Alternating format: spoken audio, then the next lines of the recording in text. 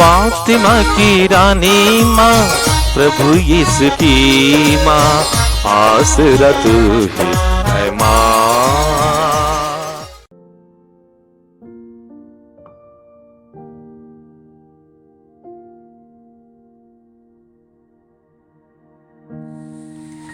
पहला पाठ कुरिन्थियों के नाम संत पौलुस का दूसरा पत्र, अध्याय 11, पद संख्याएं 18, 21 से 30 तक।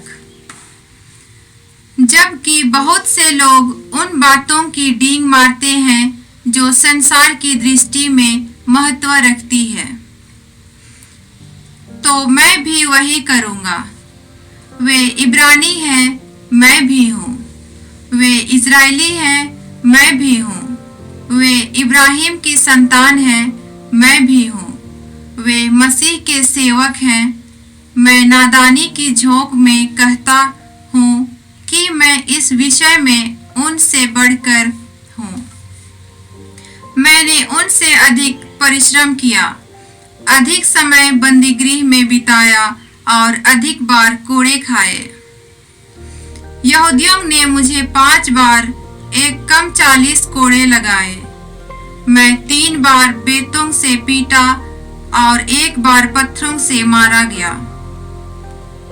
3 बार ऐसा हुआ कि जिस नाव पर मैं यात्रा कर रहा था वह टूट गई और 1 बार वह रात और दिन भर खुले समुद्र पर इधर उधर बहती रही। मैं बारंबार यात्रा करता रहा।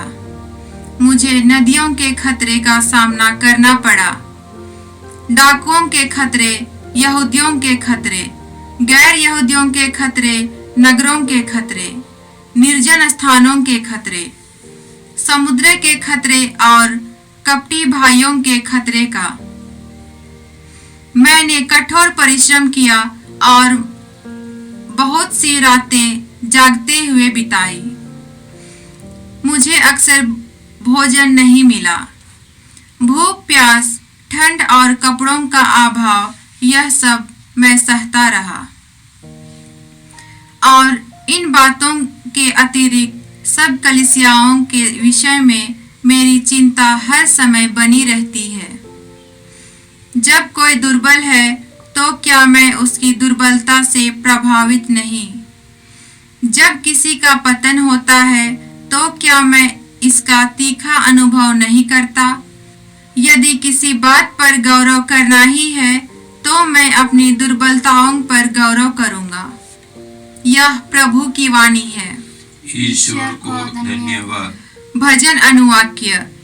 ईश्वर हर प्रकार की विपत्ति में धर्मियों की रक्षा करता है। ईश्वर हर प्रकार की विपत्ति में धर्मियों की रक्षा करता है। मैं सदा ही प्रभु को धन्य कहूँगा। मेरा कंठ निरंतर उसकी स्तुति करता रहेगा। मेरी आत्मा प्रभु पर गौरव करेगी।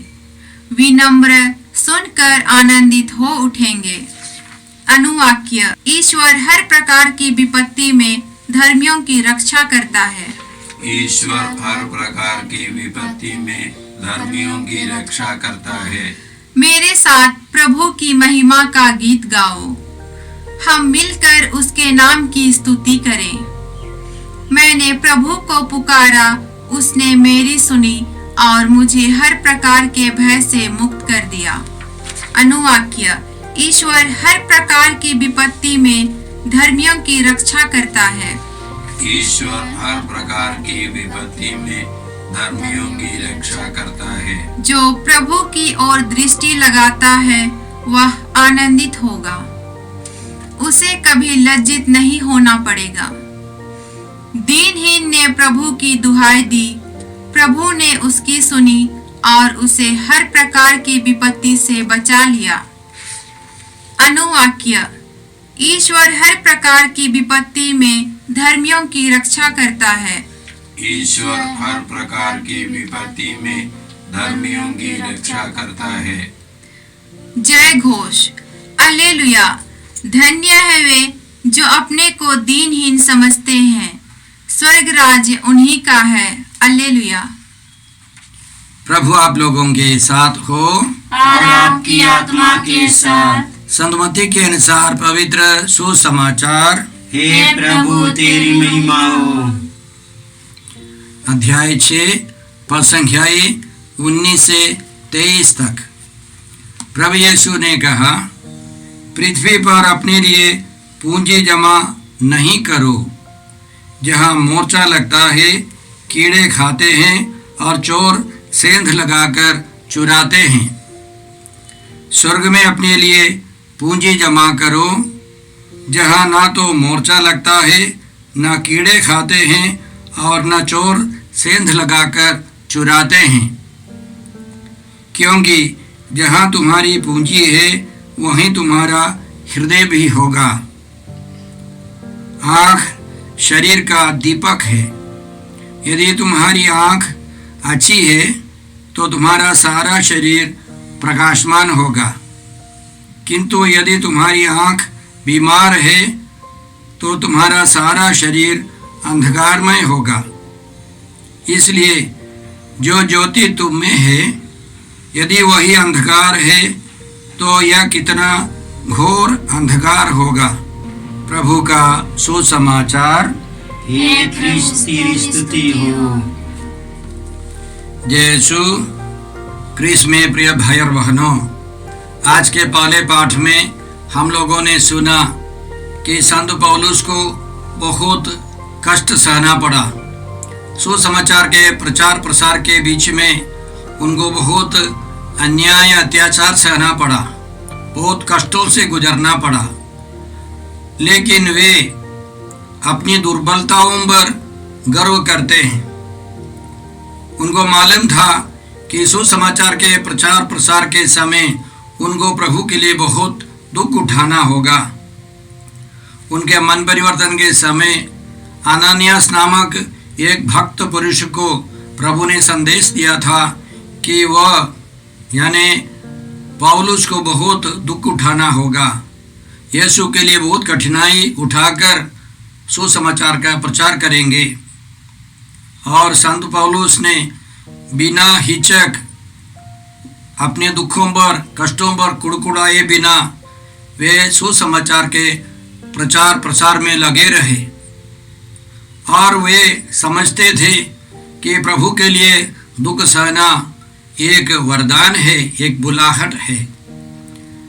जैसे हिजकिया राजा हिजकिया ने अपने स्तोत्र में प्रार्थना में बताया, दुख मेरे लिए कल्याण बन गया।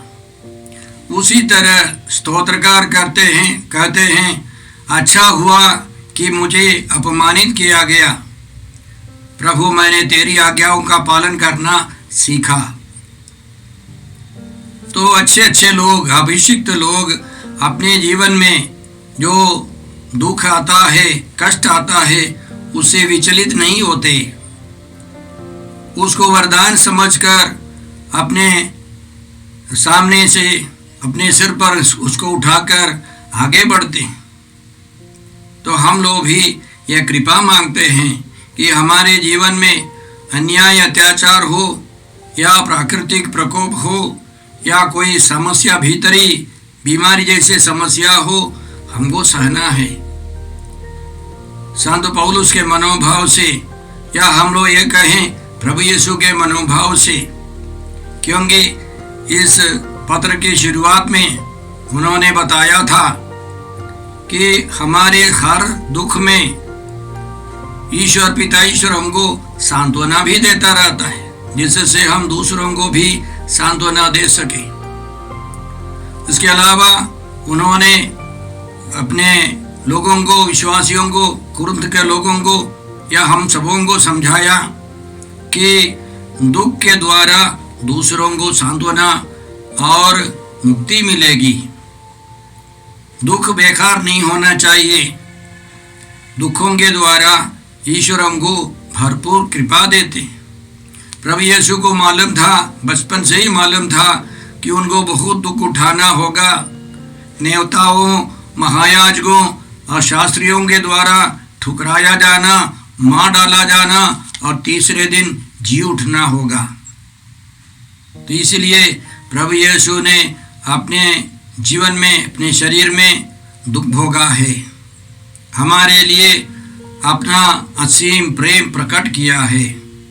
प्रभु यीशु का मनोभाव पौलुस को भी मिला है। हम प्रार्थना करते हैं कि हमको भी यह मनोभाव मिले।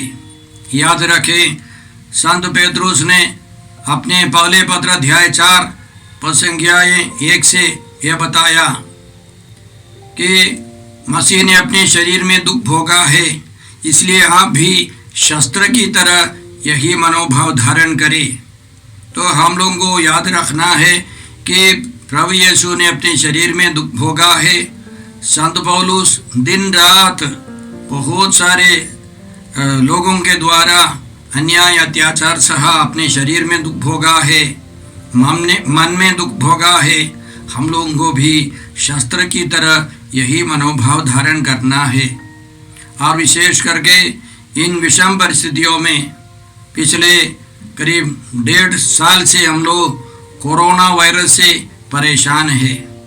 तरह तरह की परेशानियां, एक साइड में बीमारियां, दूसरे साइड में बेरोजगारियां और तीसरे साइड में भूखमरी, तरह तरह की समस्याओं से घिरे हैं लोग और बहुत संकट में है। कल मैं एक कॉलेज गया, वहाँ के फादर बोल रहे हैं इस साल एडमिशन भी बहुत कम है, कोई भरोसा नहीं कि सबके सब हाजिर हो जाएंगे। बहुत अस्थिरता है सभी स्तर पर। तो हम लोग प्रभु का मनोभाव अपनाए कि हम लोग प्रभु के लिए, सुसमाचार के लिए और दूसरों की सांत्वना और मुक्ति के लिए अपने जीवन के सारे दुख कष्ट उठा सके। आज के सुसमाचार में हमने सुना प्रभु यीशु हमसे कहते हैं, आदेश देते हैं कि स्वर्ग में पूंजी जमा करो, जहाँ मोर्चा नहीं लगता है, कीड़े नहीं खाते और चोर सेंध लगाकर चोरी नहीं करते। ऐसे स्वर्ग में हमको पूंजी जमा करना है। यह पूंजी पैसे रुपये नहीं है, यह पुण्य कार्य है, यह पवित्रता है। हम जानते हैं कि हमको जीने के लिए, आवश्यक वस्तुओं के लिए पैसे चाहिए, धन चाहिए, उसमें कोई समस्या नहीं है। समस्या इसमें है कि जब लोग धन बटोर कर केवल अपने लिए या आने वाली पीढ़ियों के लिए संचित रखते हैं, जमा करते करते रखते हैं, करोड़ों रुपए जमा करके रखते हैं या विदेशों में अन्य बैंकों में सब रखते हैं। यीशु कहते हैं तुम अपनी पूंजी स्वर्ग में जमा करो। इसका मतलब क्या है? सबसे पहले मैं समझता हूँ यह पूंजी जो है यह ईश्वर का वचन है। हम लोग जितने ईश्वर के वचनों को हमारे अंदर रखेंगे उतनी मात्रा में हम लोग पवित्र होते जाएंगे, क्योंकि ईश्वर का वचन यीशु है। ईश्वर के वचन में ईश्वर की शक्ति है, अन्य वचनों के समान नहीं है। जितने हम लोग वचनों से भर जाएंगे तो हम लोग पवित्रता में बढ़ते जाएंगे, क्योंकि यीशु ने हमको समझाया, मैंने तुम्हें जो शिक्षा दी है उसके कारण तुम पवित्र हो गए हो, तुम शुद्ध हो गए हो। यीशु का वचन हम लोग पढ़ते हैं, विश्वास के साथ हम लोग स्वीकार करते हैं, वे हमारे अंदर आ जाते हैं तो हम लोग पवित्र होते जाते हैं। यह बहुत बड़ा रहस्य है। तो इन दिनों जब हम लोग इस महामारी के कारण अधिकतर समय हम लोग घर में है, वचन पढ़े, वचन पर मनन करें, तो वचन से हम लोग भर जाएंगे। तो हम लोग पूंजी जमा कर रहे हैं स्वर्ग राज्य के लिए। वह स्वर्ग हम लोग यहाँ शुरू करते हैं। हमारे हृदय में, हमारे दिलों में ईश्वर का वचन है तो वह महान कार्य करेगा। यजेकियल नबी के द्वारा ईश्वर ने समझाया, नबी से ईश्वर ने बताया कि यह वचन खा लो, यह हृदय में संचित ग्रहण करो और कानों से सुनो। मानव पुत्र, मैं तुमको जो शब्द कह रहा हूँ उसको हृदय में ग्रहण करो और कानों से सुनो। तो हम लोग जोर जोर से बाइबल पढ़ना है। हम कम से कम हम सुनने लायक आवाज़ में पढ़कर, बार बार पढ़कर हम लोग अपने हृदय में उसको बटोर कर रखेंगे तो वह विशेष शक्ति के द्वारा बाहर आएगा। बाइबल पंडितों के अनुसार बाइबल में जितने सारे वचन है वो सब मिल करके वे लोग कहते हैं लोगोस, लिखित वचन। लिखित वचन में उतनी शक्ति नहीं है, लेकिन हम लोग जब ये वचन को बार बार दोहरा कर हमारे हृदयों में रखेंगे तो पवित्र आत्मा बीच बीच में एक वचन हमारे मन में लाएगा। उसका नाम है रेमा। जब रेमा आता है बड़े बड़े चमत्कार और चंगाई होती है। तो यीशु हमको सिखा रहे हैं सबसे आसान तरीका है स्वर्ग में पूंजी जमा करने के लिए कि हम लोग बाइबल का वचन पढ़ें और वह हृदय में रखें, संजोए रखें। तो वहाँ से हृदय से पवित्र आत्मा वचन को बाहर निकालकर बड़े बड़े चमत्कार करेंगे। उसके अलावा ईश्वर की इच्छा के अनुसार, प्रभु यीशु के आदेशों के अनुसार हमें जीवन बिताना है। तब हम लोग स्वर्ग में पूंजी जमा करेंगे। याद रखें कि करीब 10,000 साल पहले मनुष्य इसी तरह नहीं रहते थे। हमारा लिखित इतिहास शायद 4,000 या 5,000 6,000 साल से ज़्यादा नहीं है। उसके पहले लोग कहाँ रहते थे? 10,000 साल पहले, आइस एज के पहले कहा जाता है मनुष्य जंगलों में शिकार करते हुए यहाँ वहाँ से भोजन बटोर कर रहते थे। उन दिनों बीमारियाँ नहीं थी, उन दिनों इतनी स्वार्थता नहीं थी। जब प्राइवेट प्रॉपर्टी, निजी संपत्ति का विचार बढ़ने लगा, लोग एक साथ रहने लगे, समुदाय में रहने लगे और स्वार्थता बढ़ने लगी, बीमारियां बढ़ने लगी। और हम लोग जानते हैं आजकल हम लोग कितनी आसानी से जीवन बिता सकते हैं, बहुत जल्दी जल्दी काम सब हो जाते हैं, लेकिन मनुष्य की बीमारियां बढ़ रही है, स्वार्थता बढ़ रही है, एक दूसरे को मार डालने की तरीका बहुत अजीब तरीके से विकसित हो रहे हैं। इस संदर्भ में यीशु का कथन है हमको स्वर्ग में पूंजी जमा कर रखना है। आने वाली पीढ़ियों को भी यही सिखाना है कि ईश्वर की कृपा से, ईश्वर के अनुग्रह में, ईश्वर के वरदान में जीवन बिताना बहुत बड़ी कृपा है। यह यीशु चाहते हैं। और उसी तरह यीशु बोलते हैं कि तुम्हारी आँख अच्छी है तो सारा शरीर अच्छा है। यह केवल बाहर की आँख की बात नहीं है, यह भीतरी आँख। यदि हमारी आत्मा की आँखें अच्छी हैं, पवित्र है, तो हमारा सारा शरीर उसको प्रकाशित करेगा, वो बाहर आएगा, उस पवित्रता का चिन्ह बाहर आएगा। हम प्रार्थना करते हैं कि हम यीशु की इच्छा के अनुसार पवित्र जीवन बिताए।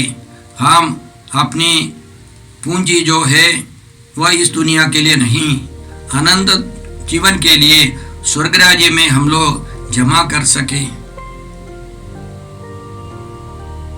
ये सर्वशक्तिमान पिता ईश्वर, आज के वचनों के लिए हम धन्यवाद देकर प्रार्थना करते हैं कि सुसमाचार के प्रचार के लिए हम कष्ट धैर्य के साथ सह सके और साथ साथ हम अपनी पूंजियों को स्वर्ग राज्य में जमा कर सके। हम आनंद जीवन की तैयारी में है। हम यह प्रार्थना करते हैं प्रभु क्रिस्त के द्वारा, आमीन। हमारे प्रभु यीशु क्रिस्त की कृपा, ईश्वर का प्रेम और पवित्र आत्मा का साहचर्य आप सबों को प्राप्त हो, आमीन। जय यीशु क्रिस्त में प्रिय भाई और बहनों, प्रभु यीशु ने हमें आदेश दिया है संसार के कोने कोने में जाकर सारी सृष्टि को सुसमाचार सुनाओ। सुसमाचार सुनने के लिए और सुनाने के लिए एक अच्छा मौका है। आप कृपया इस चैनल का सब्सक्राइब करें, लाइक करें, शेयर करें, बेल आइकन दबाएं ताकि यहाँ की नई वीडियोस की सूचना आपको मिलती रहेगी। साथ साथ आप दूसरों को भी प्रेरणा दें इसका सब्सक्राइब करने के लिए। याद रखें, कल के मिसा के दैनिक पाठ और उस पर टिप्पणियाँ आज ही दोपहर के बाद हम लोग अपलोड करते हैं। कृपया आज ही उसको सुनकर कल की तैयारी करें। प्रभु यीशु आपको और आपके परिवार को 100 गुनी आशीष देंगे। जय यीशु।